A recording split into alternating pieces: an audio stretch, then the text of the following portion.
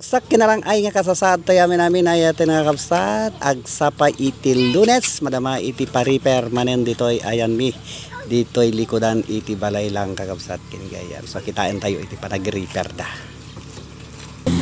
Kita nyo kakapsat kinigayam may salang pagnada kakapsat kinigayam nga nag-ground laeng ket adda iti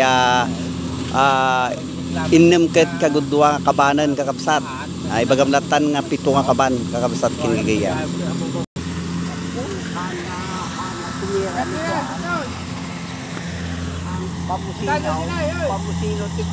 Nakaapal tibiyag ti manalon naragsak no panagbubunubon kastamet adumanen apiten at taltalon ipaayan na pay ti umili ti taraon